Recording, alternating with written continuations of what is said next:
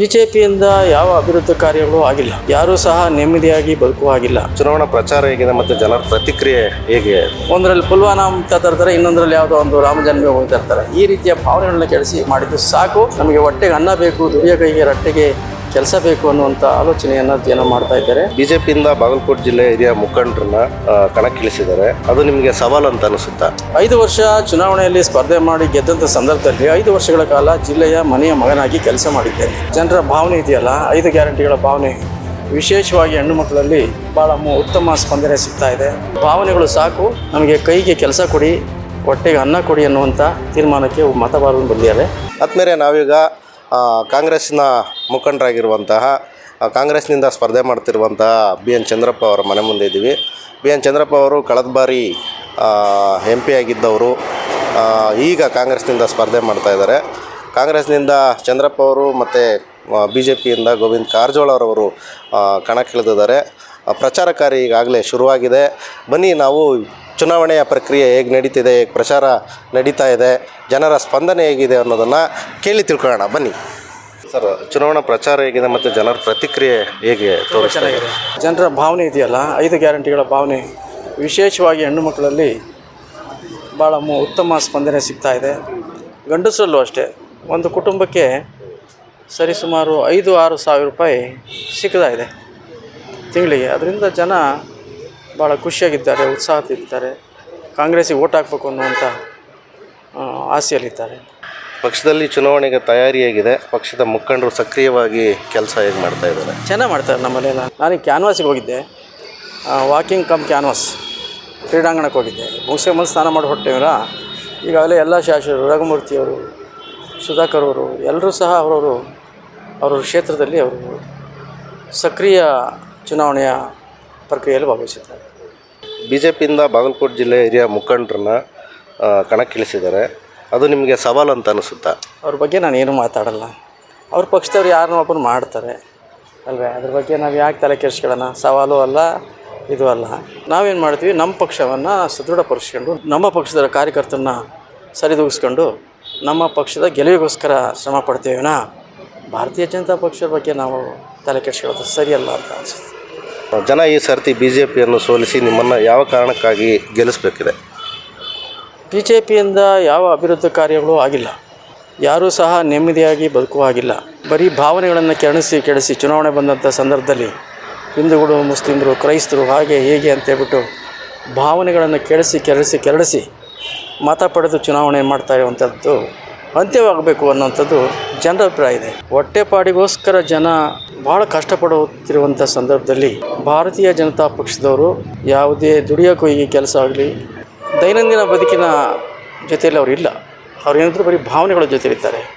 ಭಾವನೆಗಳು ಸಾಕು, ನಮಗೆ ಕೈಗೆ ಕೆಲಸ ಕೊಡಿ, ಹೊಟ್ಟೆಗೆ ಅನ್ನ ಕೊಡಿ ಅನ್ನುವಂಥ ತೀರ್ಮಾನಕ್ಕೆ ಮತದಾರರು ಬಂದಿದ್ದಾರೆ.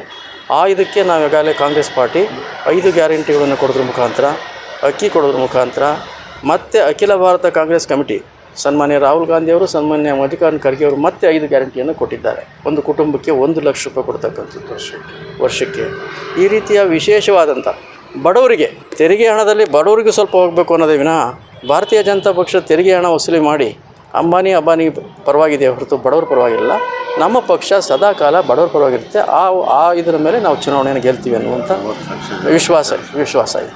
ನಾನು ಬೊಗಳೆ ಬಿಡೋಕ್ಕೆ ಹೋಗೋದಿಲ್ಲ, ನನ್ನ ಜಯಮಾನ ಅದಲ್ಲ. 5 ವರ್ಷ ಚುನಾವಣೆಯಲ್ಲಿ ಸ್ಪರ್ಧೆ ಮಾಡಿ ಗೆದ್ದಂಥ ಸಂದರ್ಭದಲ್ಲಿ 5 ವರ್ಷಗಳ ಕಾಲ ಜಿಲ್ಲೆಯ ಮನೆಯ ಮಗನಾಗಿ ಕೆಲಸ ಮಾಡಿದ್ದೇನೆ, ಎಲ್ರಿಗೂ ಗೊತ್ತು.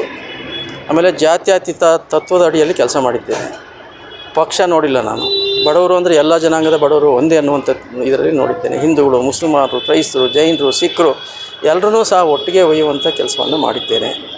ನನ್ನ ಕೈಲಾದ ಮಟ್ಟಿಗೆ ಈ ಸಾರಿ ಒಂದು ಅನಿರೀಕ್ಷಿತವಾದಂಥ ಫಲಿತಾಂಶ ಬರುತ್ತೆ. ಮೋದಿಯವರು ಈ ದೇಶದ ಪ್ರಧಾನಿ ಆಗೋದಿಲ್ಲ. ಜನ ಬೇಸತ್ತು ಹೋಗಿದ್ದಾರೆ.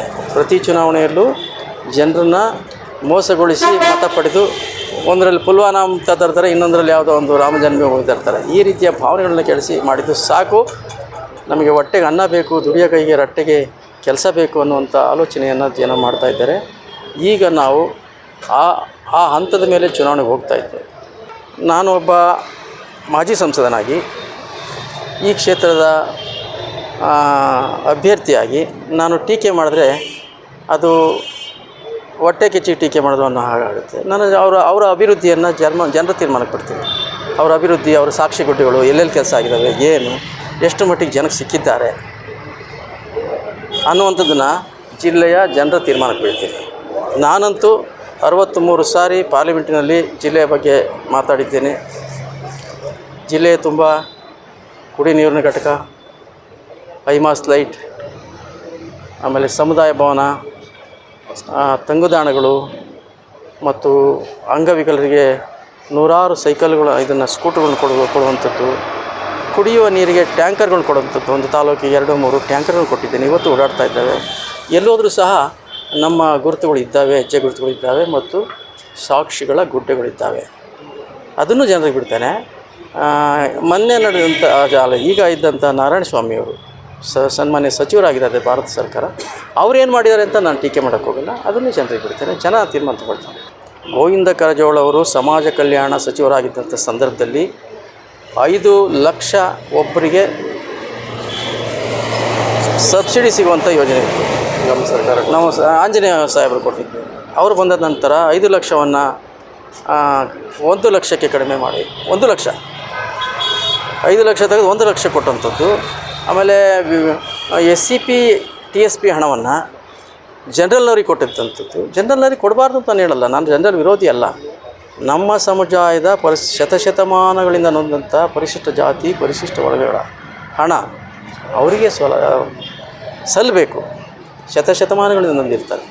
ಆ ಹಣವನ್ನು ನೀವು ಯಾವುದೋ ಕಮಿಷನ್ಗೋಸ್ಕರನೋ ಮತ್ತೊಂದಕ್ಕೋ ಯಾವುದಕ್ಕೋ ಗೊತ್ತಿಲ್ಲ, ಅದನ್ನು ಬೇರೆ ಇದಕ್ಕೆ ಬಳಸುವಂಥದ್ದು ಈ ಜನಾಂಗಕ್ಕೆ ಮಾಡಿದಂಥ ದೊಡ್ಡ ಅಪರಾಧ ಮತ್ತು ಮೋಸ ಅಂತ ಜನ ಈಗಾಗಲೇ ಮಾತಾಡ್ತಾರೆ. ನಾನಲ್ಲ, ನಾನು ಟೀಕೆ ಮಾಡೋಕ್ಕಲ್ಲ, ಜನ ಮಾತಾಡ್ತಾರೆ, ಬೀದಿಯಲ್ಲಿ ಮಾತಾಡ್ತಾರೆ.